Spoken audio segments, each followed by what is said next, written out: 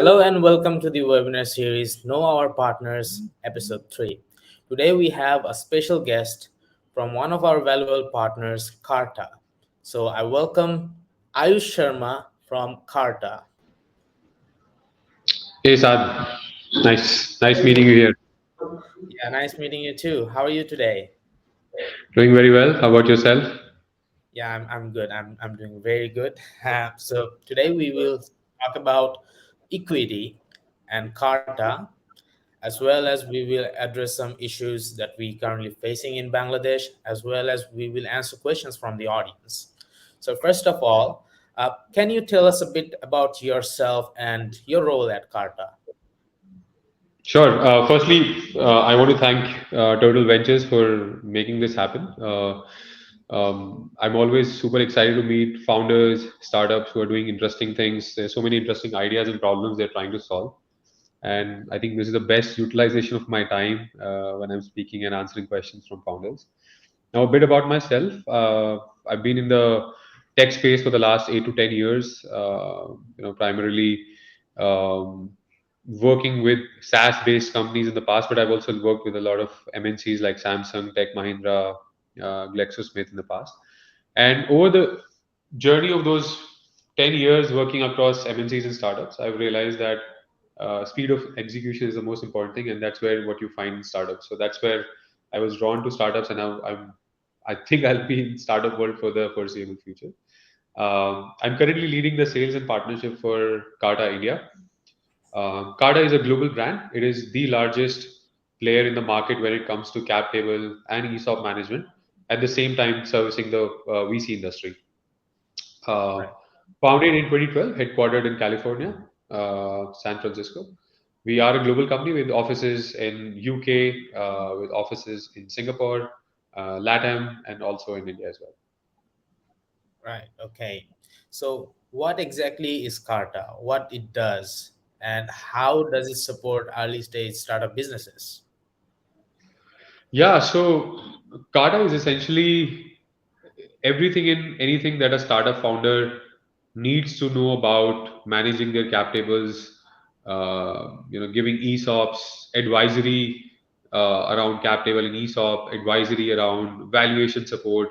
So, I mean, the easiest way I can explain is, let's say, you and I start a company, we get it registered, and now the first question comes is, hey, how do we, get the initial round of funding? And let's say we have even identified that, then somebody asks, hey, how does your cap table look like? So we need to understand what cap table is. So right from that journey, Carta comes in. We help startups provide legal advisory through our partner network, and then once the entities etc. is set up, we put them on the Carta platform to manage their entire cap table. So how many investors do I have on my capitalization table? What is their ownership looks like? So we digitize this entirely and then automate the entire process. The second bit is the ESOP journey. So every startup now cannot compete with larger companies in terms of pay grade. So one option they have is giving ESOPs to employees, early employees. And managing that again, it's a very cumbersome process if you're doing it through a spreadsheet, and that's where Carta comes in and says, "Hey, we're going to manage your entire ESOP management process, right from granting ESOPs to getting it signed, storing it digitally on the platform." And the last bit is the compliance bit. So when anybody who uses Carta can easily get reports for their auditing and compliance reasons, and then towards the end of the year when the book reconciliation happens, Carta really saves a lot of time for our customers. All right. So for example, I'm a founder. If I use Carta, everything gets streamlined in a process, right? Yeah, when it comes to managing your cap table, when it comes to see, the easiest way I can explain again Carta is like it's a hygiene housekeeping thing for founders. Cap All right. table is super important because you're not only present on the cap table, your investors are also present and they are constantly Yep. looking what is my valuation, what is my equity, what is the dilution I have if I pick up a next round of funding. And keeping the house clean keeps everyone happy. And that's what exactly Carta helps founders with. All right. So how does that valuation works? How does startup valuation works in Carta? How does a founder can evaluate their startup? I think, see, valuation, as most founders would know, is a game between two parties. One, the investor who is putting the money in the company, and the Right. founders who believe our company is valued at a certain number. And of course, you have certain rounds of negotiation, and then all agree to a mutual number where, hey, this is the money I will put in. The investor says at this valuation, and thereby taking X percentage of your equity in the company, right? So Carter does not come into that picture. We do not come in those conversations where investors and founders are deciding what the value is. But once the valuation is decided, then you have to create a valuation report, which needs to be filed with the local governing body in that country. Like in India, we have our SEBI for public companies, but Indian Companies Act. In US, you have SEC. Um, Right. and that's where Carter comes in and says, hey, we will help you build a valuation report that you can submit it to the board and get it signed off. Like that's more like a rubber stamp you can put on the numbers that was agreed between the investors and the startup founders. All right. Could you give us an overview of the offerings right now available to startups from Carta? Well, a whole bunch of so right from with helping the founders with valuation support. So what is the share price uh, of my stock in the company, right? What is Right. the value of an ESOP? What does one ESOP value? So founders always need to have that number before they even give an ESOP to an employee. They need to know what a single unit of ESOP will value in US dollars or in whatever currency you have incorporated the company in. So we help you with share valuation, we help you with ESOP valuation. Then comes the platform where we completely digitize the cap table. So anybody in the company who is a founder or an admin and investors can clearly see that these are the number of investors, this is their share, and who owns what share. Then fourth bit is the ESOP part where we help founders completely automate the ESOP journey. So, uh, and imagine a world where there was no Kata. Every founder would maintain a spreadsheet or an Excel spreadsheet, and they will, line by line go and put entry. Hey, this is my employee. This has X number of shares. Gets vested on some other date. Then there's another employee who has a different number of shares. Joined 8 months down the line, different vesting schedule. That is very, very, very difficult to maintain. It is very error prone because it's all manual. What Carter does is completely digitizes and pulls it in the platform so that the admins or the founders can clearly manage it hassle free, and the employees can also have a view that, hey, this is the money that I've received in ESOPs. This is what it is worth today.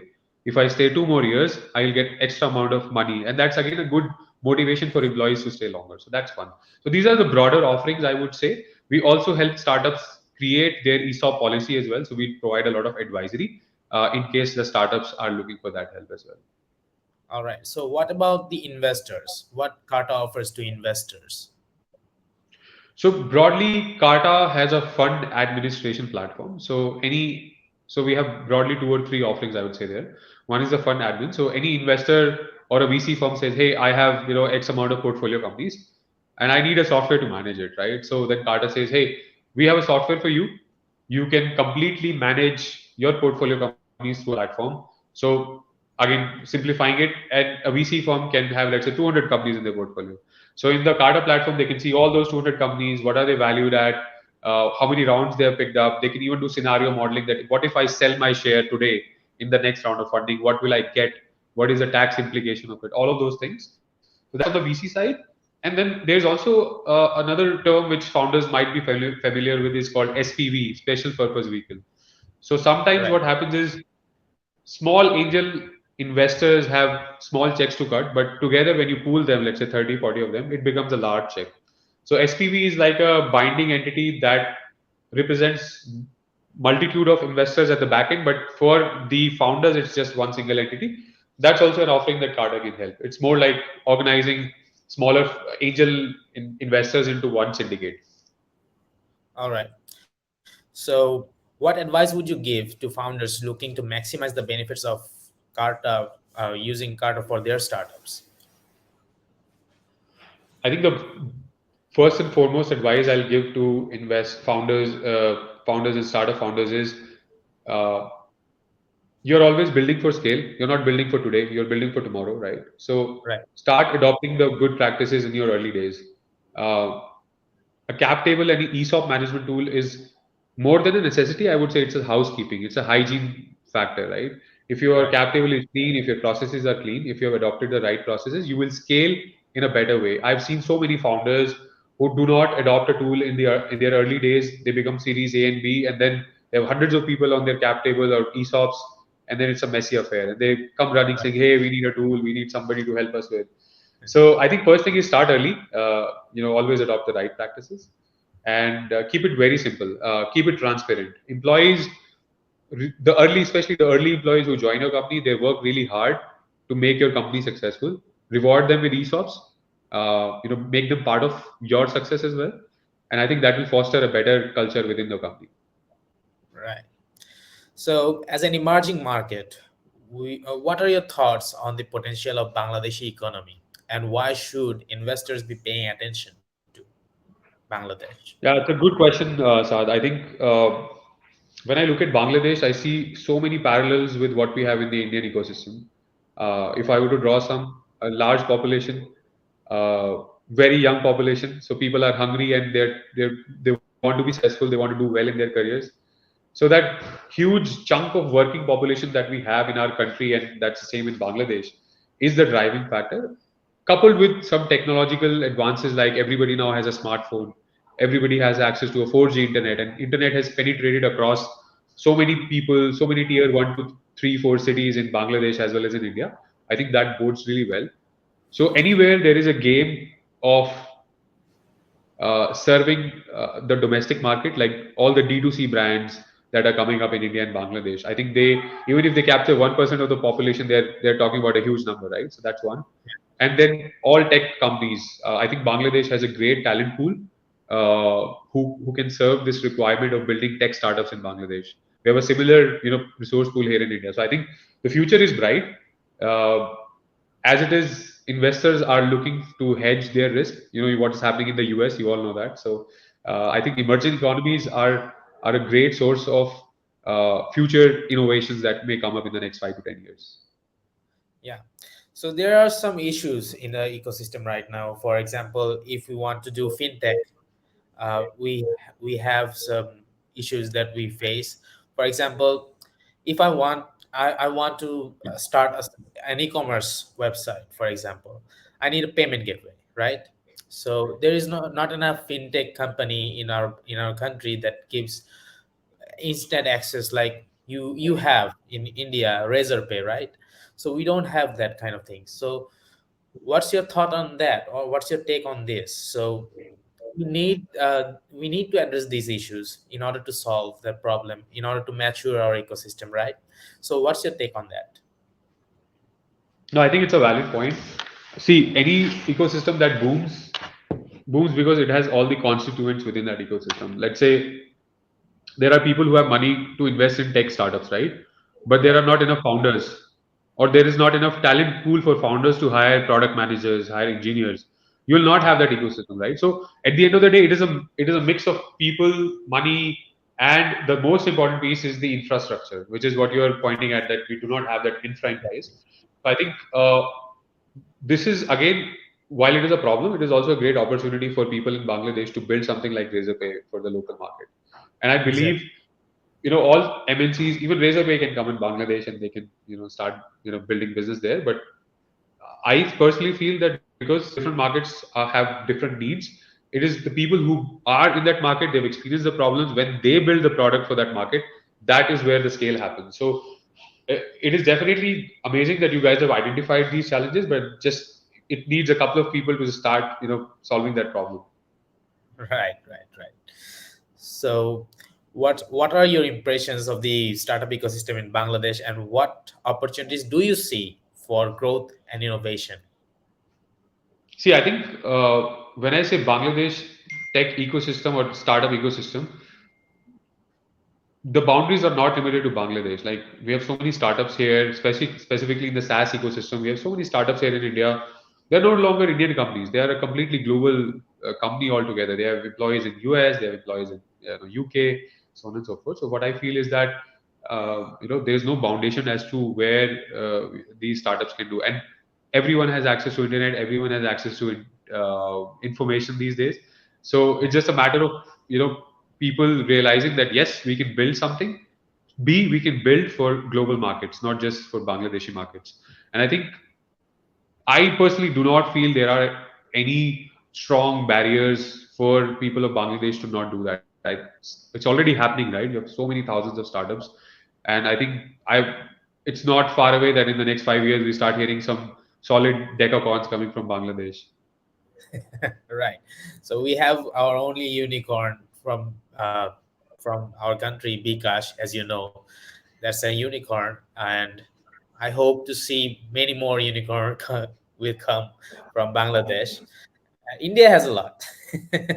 India has a India, lot. yeah, I mean, if you look at the unicorns in India, we are roughly about 105. That was my last count, but yeah, there are 105 unicorns. In fact, we would have more than 200 unicorns, barring what happened in the last 6 to 8 months. There's a lot of decrease in the funding rounds that we are seeing, but see, you just needed one unicorn, right? Once you have one unicorn, it starts coming in.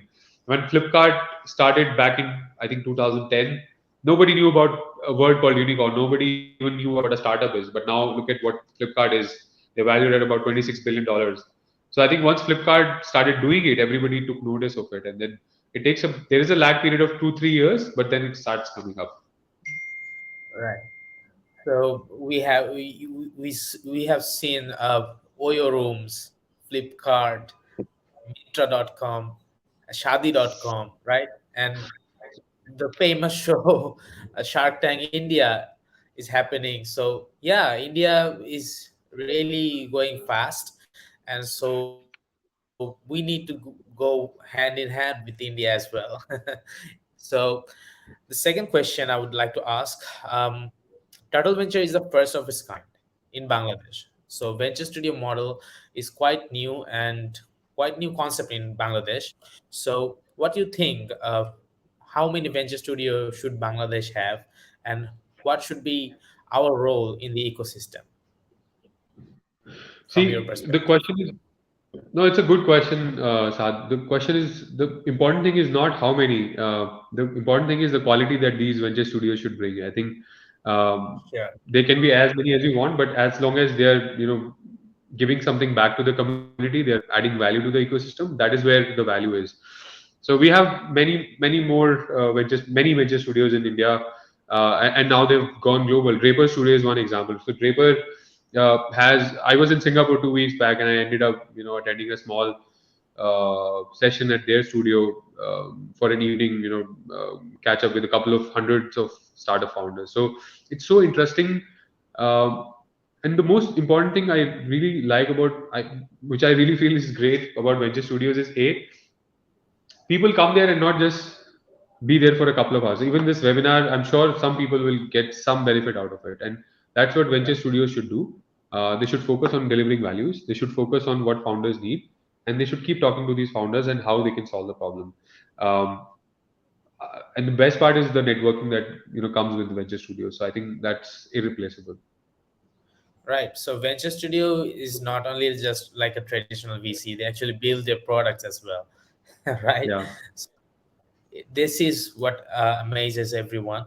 So earlier I talked to some startup founders and they asked, I have this idea and I don't know how to build this, but I need a strong team to build my product.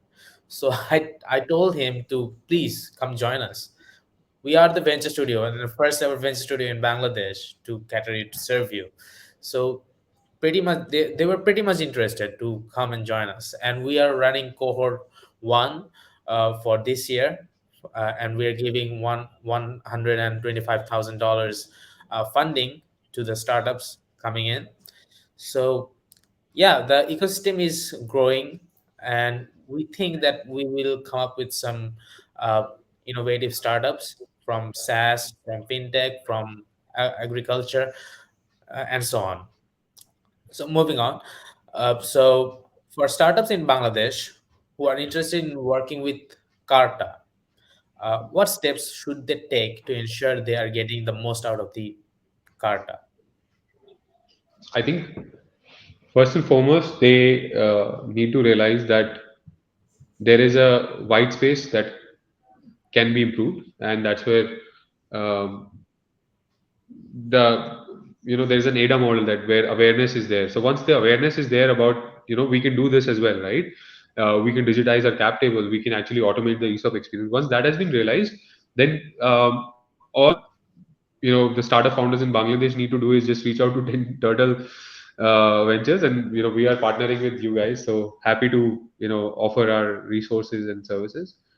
To maximize it, I think the way Kata has done it across globally is that, uh, see, we are not selling just a product and then plug and play and you use it. I think we are building an ecosystem. The larger Right. play of what Kata is building globally is that we're not just providing products and services. In the long run, we are building a stock market for private companies. So what you would have seen is that public companies, you have stocks of public companies, you can trade it, you can sell it today, and within seconds you can buy it again, so on and so forth. You cannot do that with private companies, right? If I were an employee in a private company who gave me ESOPs 3 years back, unless there is a liquidity event, I cannot sell those ESOPs. Liquidity event could be like an IPO of the company, or someone buys back in the company itself. That is very rare, far and few. So that is the problem what Carta is trying to solve. That even though I have ESOPs of a private company, what if I had the power of liquidifying it? If I can sell it to anybody on the platform itself. So that's what we are building for the longer vision. And yeah, I mean, to answer, coming back to your question, if you want to use Kata, just reach out to Turtle Ventures, and we can help you guys coming on board at Kata. Sure. So, last question, maybe. The question is, if we are the founders, you and I, we have founded a company. So, what should be the equity split between us? It should be 50-50. This is a very common question we get asked, and I'll give you the reasons behind it. Some of the funny questions founders or within founders say, "Hey, I brought the idea. Hey, I started working 10 months before you came on board. Um, I took salary for 6 months. You didn't. I am older, more experienced. I have more networks, so I should get maybe 60% or 70%." See, these are very short term. uh, that's a very short term view, I would say. Whenever you build a strong foundation or a company that becomes a unicorn, right, it doesn't Right. happen in a couple of years. It takes at least 7 to 10 years. And when you look at that 10-year horizon, these small things that I started 6 months before you, they're irrelevant, right? Right. So, and the second thing is, more equity is more motivation. See, if I have more skin in the game, I would work equally as hard or maybe more than you, right? So, but if you give me only 20% of the equity, what is my motivation? It's already reduced, and you don't want to do that, right? You enter in Right. a startup with the belief that, hey, together we are co-founders, we will solve problems together, and we'll make the company successful. So, if you bring that conversation of unequal equity split, that's really not ideal situation. And third thing Right. is, if you do not, let's say you were to give me 40% or 30%, Zad, if you do Right. not value my contribution, if you do not value the co-founder, why would anybody else will, right? So Exactly. these are things you need to think about. And I think 50-50, equal split. Yeah. Yeah. I think that too. So, there should be equality, right? So, Absolutely. regardless of contribution. So, yeah. So, finally, is there anything else you would like to share with our audience, or any closing remarks you would like to you'd like to make? Yeah, I mean, so closing remarks are twofold. One is what I feel about the Bangladesh ecosystem. Uh, Over the last 6 to 8 years, India has seen a tremendous growth in startups. We're close to about 50,000 plus startups now in the country, Right. and bunch of them have exploded in the last 4 years. And when I look at Bangladesh, I see similarities, not just with the geography, but also demographics, uh, the history. There's so much similarity between the two countries that I personally do not feel that Bangladesh cannot do what India has done in the last 4 years. So I think if we have 100 unicorns today, I'm pretty sure in 3 years, 4 years, Bangladesh can have that number as well. Right. Of course, it will be a mix of a lot of factors like having the talent pool in place, having the ecosystem in place, having help from the government also will help. I think once the government recognizes these things, they start making ease of doing business far more easier. Startup founders get tax benefits, etc. So if these things are in place, I think the future looks bright. The second fold is that Carta is doing fantastic things with startup founders across the globe. We are not looking for your business, and we are not looking for we have some transaction to do. We are looking for, at these startups as our ecosystem. Our long-term vision, as I said, is we're building a private market, and we want to add more and more startups to that ecosystem. Right, right, right. So thank you so much for your time and support. So Yeah, we hope we can do a lot more webinars for founders to actually answer their questions, and we may do some thought-provoking webinars in future. So thanks a lot, Ayush thank Sharma. you, thank you, Sad. Yeah. So see you. Yeah, bye bye. Bye bye.